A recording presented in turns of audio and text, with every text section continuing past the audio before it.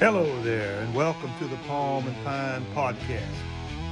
The boys are coming to you from their hidden camp, set deep in the Florida woods on the banks of the mystic Swanee River. So let's take a moment and hear from the boys of old Florida. All right, welcome to the Palm and Pine podcast, coming at you with all kind of Florida news, information, and occurrences. And today I'm here with Professor Barlow, and we have a very special guest today. And I'm going to send it right over to Professor Barlow for some, a round of introductions for this guest. I think all of y'all are going to enjoy this one. Yes, Steve, I'm so happy to have my good friend Travis Willis on today. Travis, originally from the Orlando area, he's a Florida native. He now lives in Trenton. He's a graduate of University High School. He's a longtime dirt bike stunt driver, and then that developed into a stunt show that he puts on. He goes and does this nationally and internationally. He did it for many years, and then the scamdemic kind of set him back, so he started doing other things.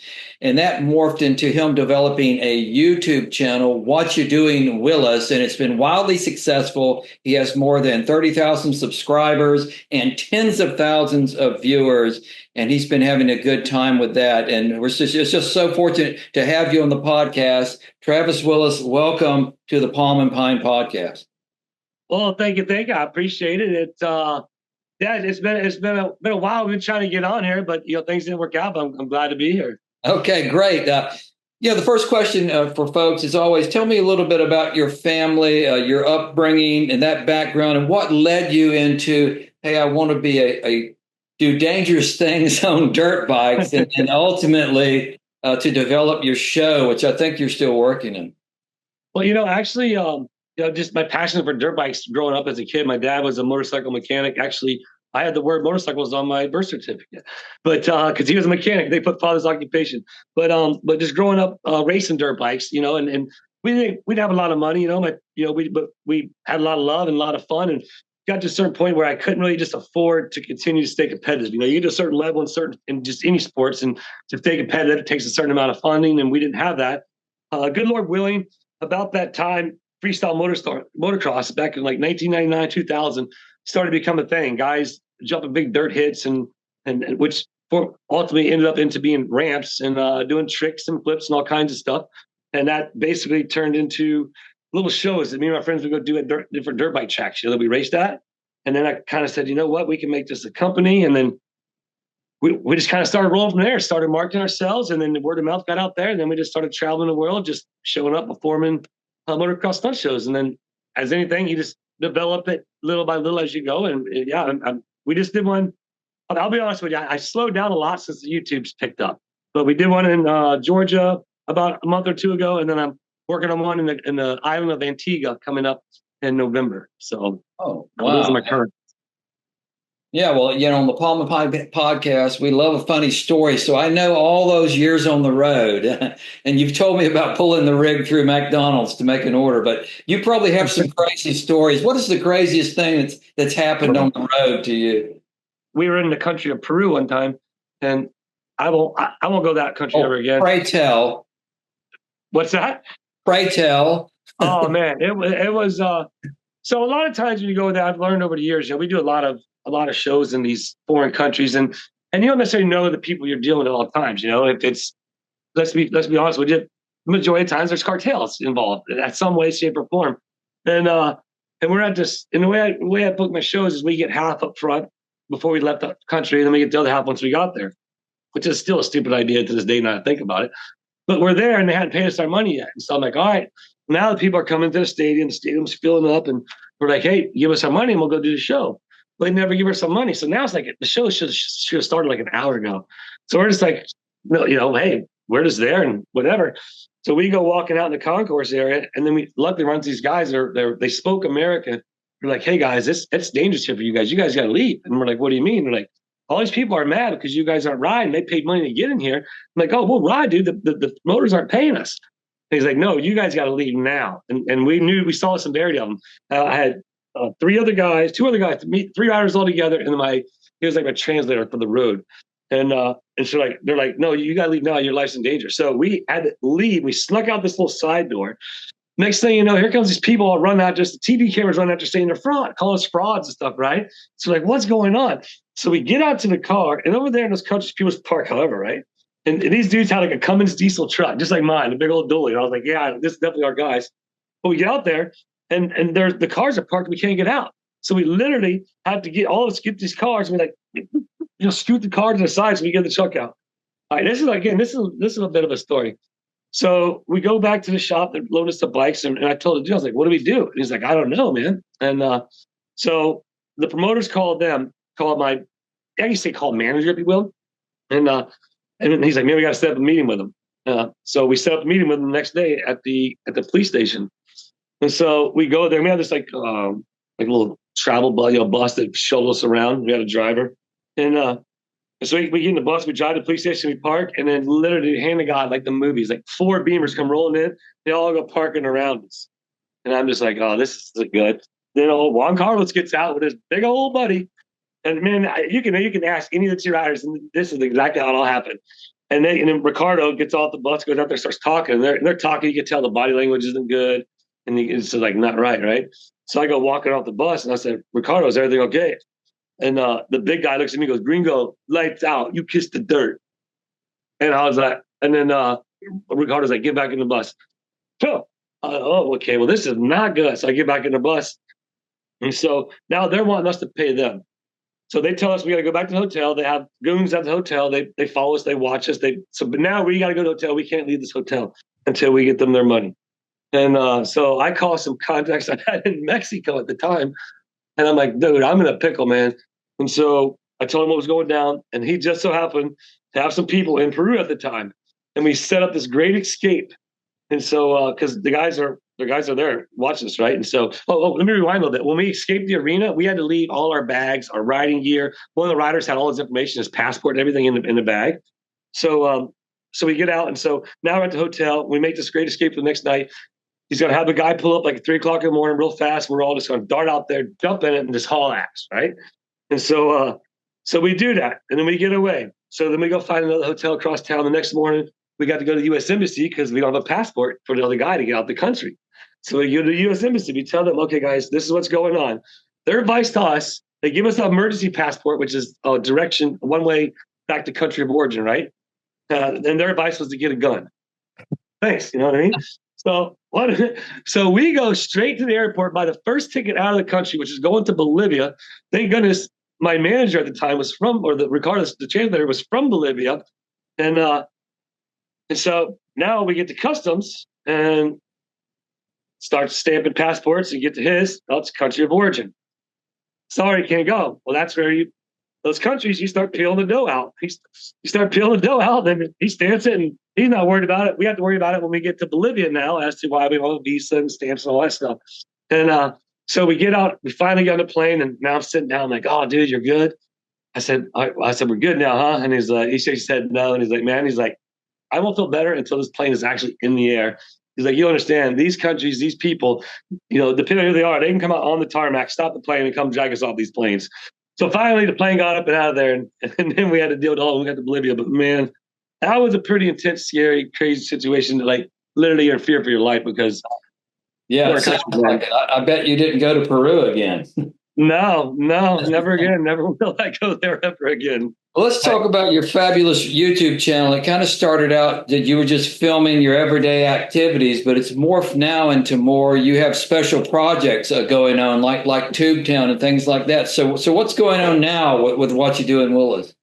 So that, I give credit to my good friend Jeremy Hills. He has a huge YouTube channel. How I got involved in this was he had bought the ranch that my daughter's husband's parents used to own. Okay, so he bought that ranch, and then through my daughter, she said, "Hey, a YouTuber moved in, and he needed some help building some stuff." So I ended up emailing the guy, and I run into him at Walmart one day, and I said, "Hey, man, I emailed you. You need some help out there. I can help you out."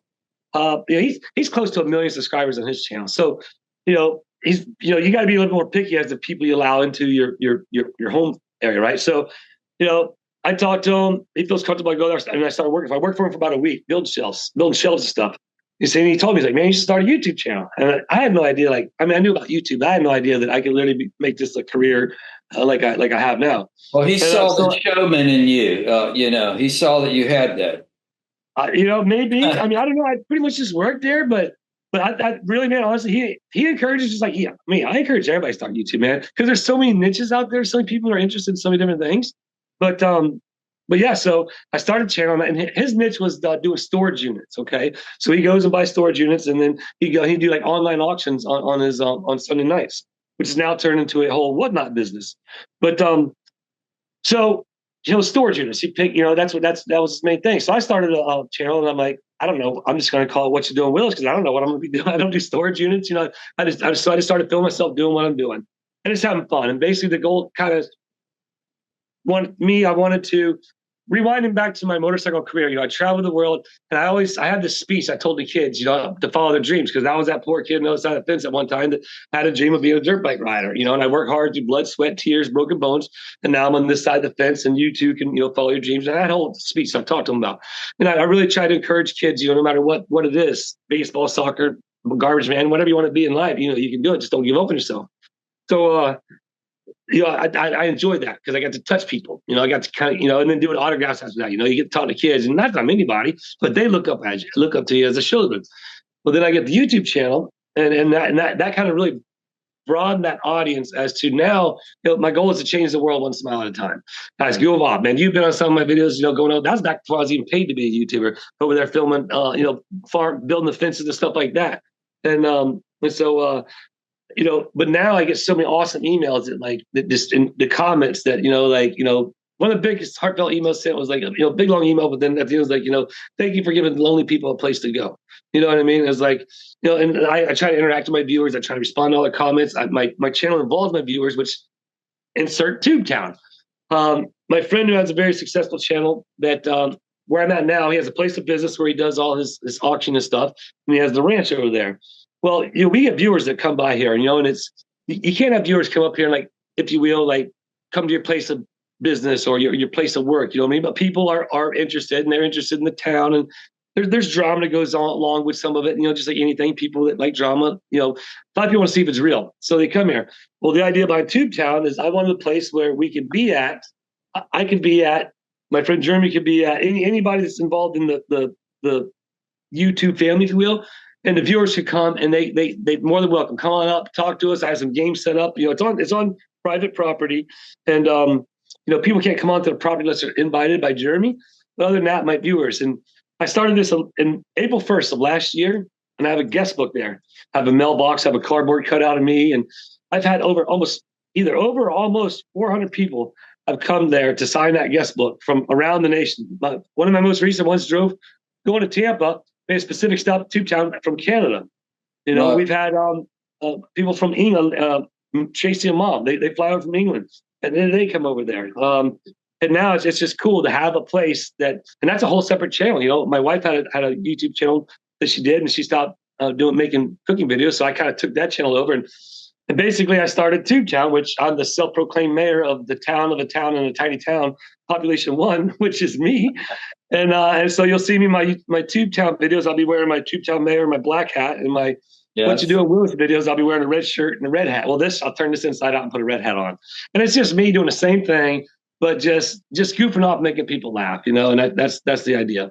Well, now you're very open about who you are and where you are. You want your guests to actually come to Otter Creek and interact with you. Do you ever worry for your own security? Because there's a lot of crazy people out there. Well, my right hip's heavier than my left hip, dog. Just so you know. I've grown up, raised in martial arts. I'm a first degree black belt in martial arts. I have a concealed weapons permit. I can aim better than most. I'm very aware of my surroundings. You have to be. I teach my daughter. I teach my family about that. That's why so many people are distracted by so many things nowadays. Like, you'll see me at the grocery store. Even my wife. She's like, "You're white. You're always distracted." No, I'm always just watching, because it's a crazy world nowadays, and you just don't know where you're going to be at and what goes on, and you need to always be prepared. Well, hey, that's great, Travis. I tell you, something I love about this, our actual very first guest that we interviewed on our podcast was the mayor of Chiefland, and awesome. And a great mayor. The mayor of TubeTown. And now we have the mayor of TubeTown, and Give us a little more clarity. Let's just say we got people listening or watching today. They have no clue what we're talking about. What is TubeTown? Where is it? Kind of how does it work?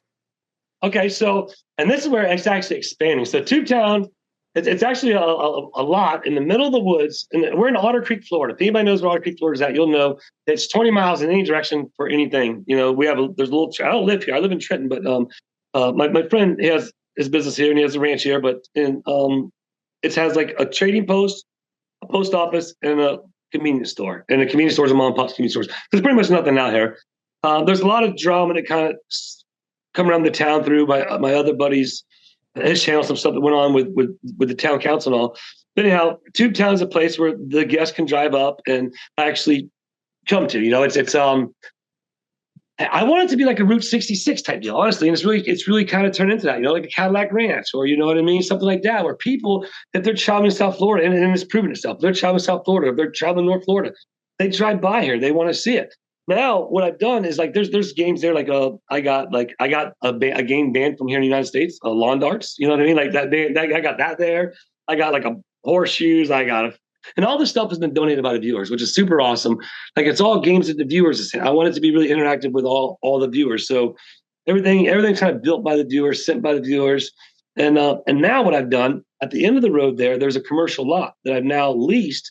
I'm actually opening up a legitimate TubeTown where people can come. They can actually come in. It's going to be like a souvenir gift shop.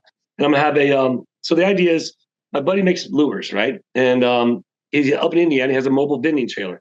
Cedar Keys, 15 miles that way. There's boats going by here all day, every day. You know the area. So I'm like, man, I want to start like a mobile souvenir shop, souvenir/bait shop. So he's going to come down and test market, I think next month. He has a vending trailer. And ideally, long story short, I'm gonna get a little short bus, and we're going to basically be like a little souvenir shop, and it's gonna be like people come, they can pull in, they can park, they can go in there, they can buy some TubeTown novelty souvenirs, check out all the different tackle that he has. I want to eventually do live bait. We'll put a hot dog stand there. Hey, that's I tell you, that's more than's been happening in Otter Creek, certainly in my lifetime, and maybe in the last 100 years, right there. And so I guess you're doing all this in Otter Creek. What's the local permitting like to establish a business in Otter Creek? Do you go up to City Hall, and what kind of interaction have you had there in that local community? I'm sure drama llamas and regular stuff. So talk about that a little bit. Well, so because you got the drama llamas, and I want to do everything right. I want to do it the proper way because I don't, because right now there's, it's kind of like the Wild West out here. Pretty much, you can kind of do anything. There's no code enforcement. There's no, the Levy County, the city of Otter Creek is responsible for the city of Otter Creek. So Levy County, their code enforcement don't come out here. Their animal control don't come out here. Nothing. So it's basically up to the town council, whatever they do as a city to invoke stuff. But I want to do it right. Okay, great. On Zoom, you're time limited, and we're about to run out of time. So the final question we ask of everybody is if you had to talk to a young person today, maybe even yourself when you were 18, what's the one guiding principle that you use in life that is most important to your success? Be nice. It feels good to be nice. And the more people be nice, the more you give, the more you get in life. You just look at somebody, give them a smile. You know what I mean? I try to do every day. I try to look at them, smile, and make them smile back. We're all winning, So just be nice and stay happy. The more you look at life in a miserable way and this and that, you're going to be happy. Just be happy and watch your life change. Be kind to others. Okay, great. There's so much to talk about. We'll have to have you on again sometime. Absolutely. We'd love to come down for your grand opening when you get your shop ready down there. Awesome. For sure, man. For sure. Thank you for being on the Palm Pine podcast. I think, Doug and I we can probably eat 3 to 4 hot dogs a piece. So when you get to serving. Awesome, man. Well, it sounds good. I'll be looking forward to it. All right. Thank you. All right. I appreciate you guys. Thank you.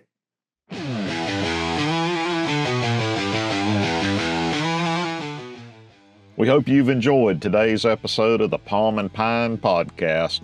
This podcast is for informational and entertainment purposes only and should not be considered professional advice.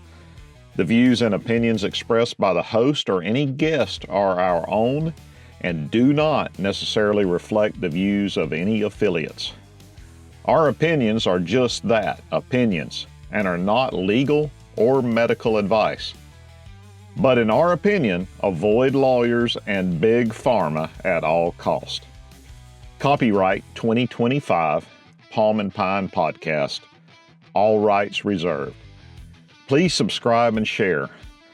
Okay, until next time, keep it Florida, and we'll see you soon.